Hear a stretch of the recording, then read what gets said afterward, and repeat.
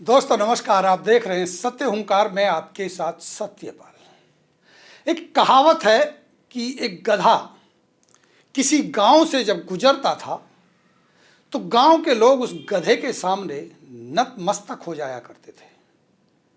गधे को लग रहा था कि गांव वाले मेरे को नतमस्तक होते हैं, यानी मेरा बहुत बड़ा स्वाभिमान बढ़ गया है।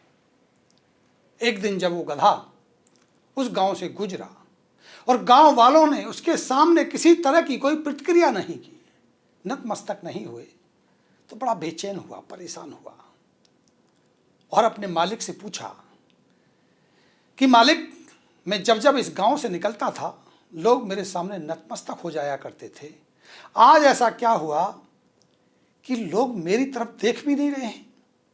तो मालिक ने बड़ी ही गंभीरता से कहा कि मेरे गधे महाराज, तुम ये भूल गए हो कि आज तुम्हारे ऊपर लदी हुई वो मूर्तियां नहीं हैं जिनकी वजह से लोग नतमस्तक होते थे। लोग आपके सामने नतमस्तक नहीं होते थे, लोग आपके ऊपर लदी उन भगवान स्वरूपी मूर्तियों के सामने नतमस्तक होते थे। तब गधे को लगा कि वाकई उसका गरुड़ टूट गया है। उसे आभास हुआ कि लोग मुझे नतमस्तक नहीं होते थे, मेरे ऊपर लदी मूर्तियों को नतमस्तक होते थे। तब उसे पता चला कि मेरे अंदर क्या है जो मैं सोचता था, मूर्तियों के अंदर क्या है जो लोग उनके सामने नतमस्तक हो जाते हैं। ऐसी ही परिस्थितियां बन रही हैं कुछ ऐसे लोगों की जो किसी पद पर आसीन हो तो गए हैं और उसकी वजह से उनका सम्मान होता है, उन्हें अपने कार्यक्रम में बुलाया जाता है, तो उनको भ्रम होता है। अगर मैं स्पष्ट कहूं, उन गधा स्वरूपी नेताओं को यह भ्रम होता है कि लोग इसलिए उनको बुला रहे हैं कि उनका बड़ा सम्मान बढ़ गया है, बड़ा मान बढ़ गया है, जबकि वास्तविक सत्य यह है कि उनके पद की वजह से उनको सम्मान मिलता है। तो ये भ्रम उस गधे का टूटा था, तो शायद एक दिन होगा कुछ ऐसे नेताओं का भी भ्रम टूटेगा। सवाल दूसरा सबसे बड़ा ये है कि जिन्हें पीपे की तरह देखा जाता है। अब आप कहेंगे पीपा क्या होता है? भाई, खाली पीपा, वही जो कनस्तर कहते हैं जिसको, जब तक उसमें घी भरा होता है तब तक उसे बजाने से आवाज कम होती है, और जब उस पीपे यानी उस कनस्तर के घी को बाहर निकाल दिया जाता है तो उसे बजाने पर उसकी आवाज बहुत ज्यादा होती है। इसी प्रकार कुछ ऐसे नेता जो खाली पीपे की तरह बोलते हैं क्योंकि उनके अंदर कुछ नहीं है, ये भ्रम उनका कब टूटेगा? ये भ्रम उनका टूटेगा जब बजते बजते उनकी जो कबर है बाहर की, वो फट जाएगी। खैर, आप मेरी बात समझ गए होंगे कि मेरा इरादा क्या है और मैं कहना क्या चाहता हूं। दोस्तों, यकीन मानिए, मैं ये बात बहुत गंभीरता से कह रहा हूं। पिछले बीते 25 सालों से इस क्षेत्र ने जो देखा है, ये उसी का परिणाम है जो आज मैं ये बात आपसे कह रहा हूं। यहां नेता आते हैं, खाली पीपे की तरह फड़फड़ाते हैं, बोलते हैं, बड़े बड़े वादे, बड़े बड़े इरादे करते हैं, लेकिन नतीजा निकलता क्या है? अभी जो स्थिति बनी थी वो ये थी कि जिसकी ज्यादा संख्या भारी उसकी ज्यादा भागीदारी, लेकिन इस भागीदारी से जनता के विकास का कोई सरोकार है क्या? आज हमारे क्षेत्र के जो हालात बने हैं वो बद से बदतर हो चले हैं। इसके लिए कोई एक नेता जिम्मेदार हो ये तो मैं नहीं कह सकता, लेकिन हाँ, आज की परिस्थितियां जिम्मेदार जरूर हैं। क्योंकि विकास तो चलिए ठीक है, एक दूसरी बात हो जाती है, लेकिन जो समाज को आज मिल रहा है, झूठे वादे, बकवास, बेकार की बातें, सिर्फ खाली पीपे की तरह फड़फड़ाना, ये और ज़्यादा उन लोगों को दुखी कर रहा है जो लंबे समय से विकास की दरकार या विकास की उम्मीद लगाए बैठे थे। लोगों को लग रहा था कि जिसकी ज़्यादा हिस्सेदारी, उसकी ज़्यादा भागीदारी, तो इस परिस्थिति से शायद अब हमें विकास मिलेगा, हमारे दर्द को कोई समझेगा। मैं सीधा सीधा अगर आपसे बात करूं तो वार्ड 25 हो, वार्ड 26 हो या वार्ड 27 हो, इस पूरे क्षेत्र के हालात बद से बदतर हैं। और बड़ी उम्मीद के साथ बदलाव हुआ। वार्ड 25 में जो पार्षद के तौर पर, निगम सदस्य के तौर पर मैडम जी चुनी गई, जो बड़े बड़े वादे जब चुनाव चल रहा था तो कहती थी कि मेरा सीना, मेरा दिल, मेरी आत्मा, मेरी आंखें रोती हैं इस हालातों को देख करके, आप मुझे मौका दीजिए, मैं शायद आपके लिए काम करूंगी। उनके साथ रहने वाले उनके पति ठेकेदार, जो फटे कनस्तर, वो माफ़ कीजिएगा, वो खाली कनस्तर की जैसी जो आवाज़ होती है, वो जब भाषण देते हैं तो बोलते हैं लगातार। वो कहते हैं कि मैं वादा करता हूँ, मैं कड़वा इंजेक्शन लगाता हूँ, मैं जो कहता हूँ वही करता हूँ। पहले नाली बनाएंगे, फिर सड़कें बनाएंगे, क्योंकि सबसे ज़्यादा वोटों से हमारी पत्नी जीती है, पूरे हरियाणा में हमने रिकॉर्ड कायम किया है, तो विकास में भी हम इसको नंबर 1 बनाएंगे। ऐसी नीति से हम काम कर रहे हैं। ये केवल बातें हैं या वास्तव में इसका सच भी कोई है?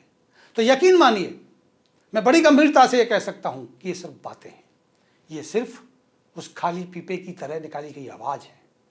ये वो भाषण है जो केवल लोगों को गुमराह करने के लिए दिए जाते हैं। क्योंकि अगर वास्तविक सत्य को आप समझेंगे, मैंने आरटीआईओ के माध्यम से अलग अलग सूचनाएं एकत्रित करने की कोशिश की है।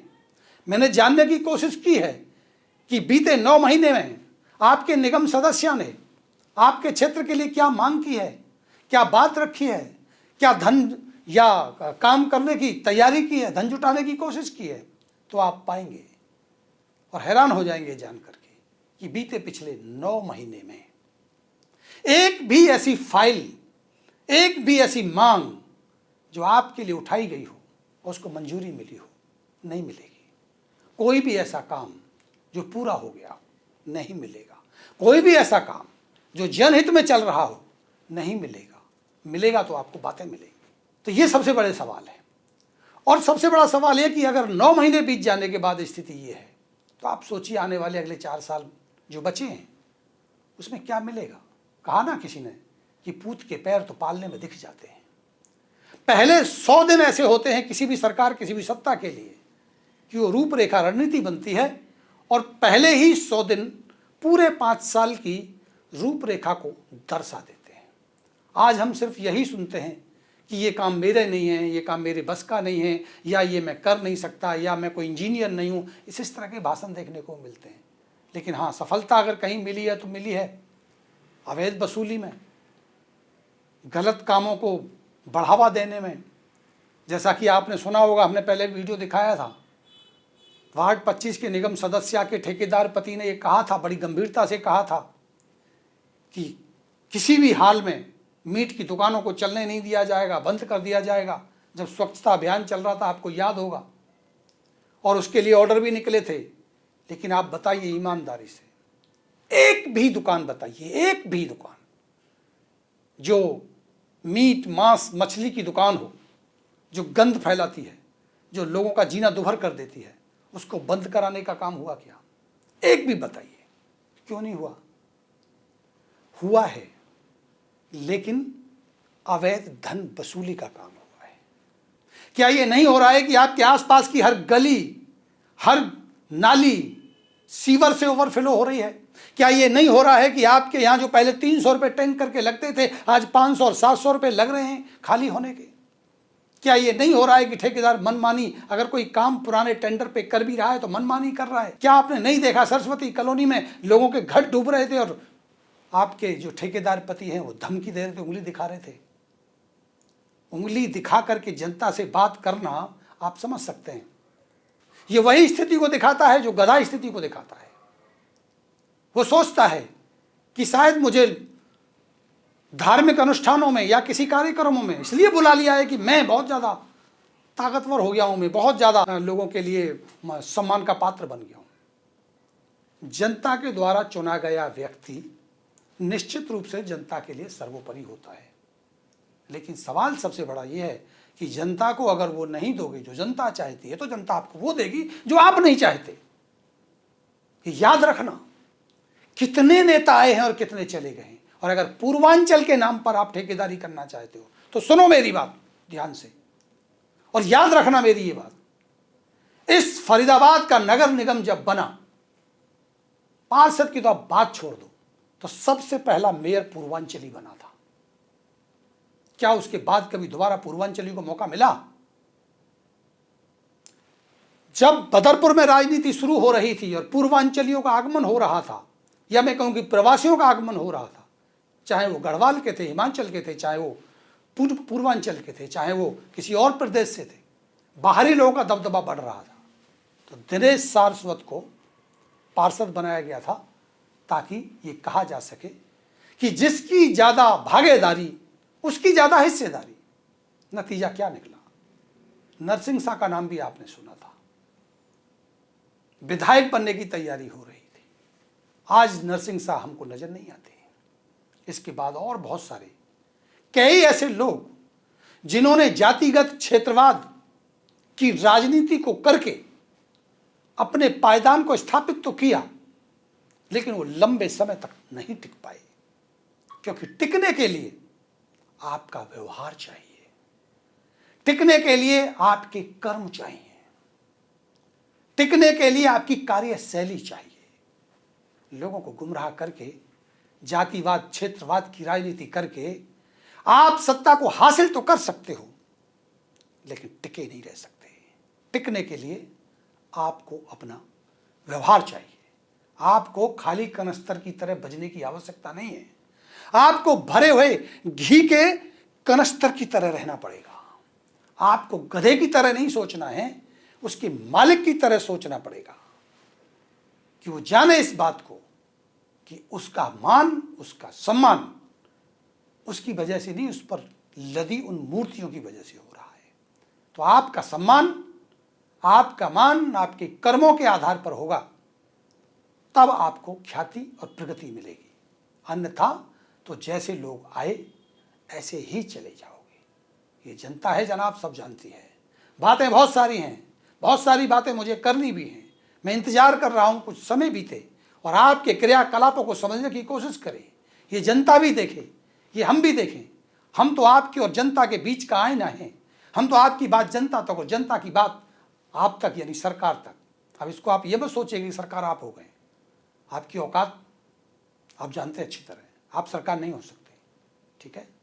तो तरह भ्रम मत पालना। फिर दोबारा कहता हूँ, आपकी बात सरकार तक और सरकार की बात जनता तक चली जाए, ये माध्यम हम हैं, लेकिन सच सबके सामने रखना हमारा कर्तव्य है। हम रखेंगे और हम अच्छी खासी बात रखेंगे और हम हर एक सवाल का जवाब भी मांगेंगे, हर एक उस विषय पर अपनी बात भी रखेंगे जो जनता से सरोकार रखता है। तो यकीनन आप जुड़े रहें हमारे साथ, देखते रहे सत्य हुंकार और याद रखें गधे और खाली पीपे की बात। नमस्कार।